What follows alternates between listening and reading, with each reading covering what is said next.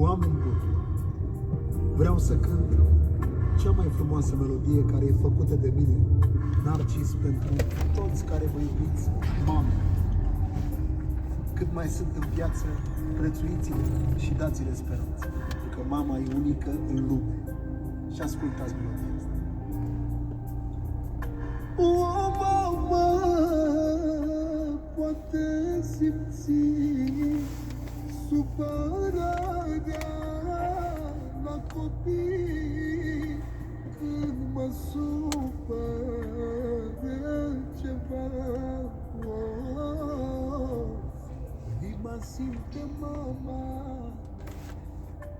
nimeni pe lume nu ține mai mult ca mama la tine.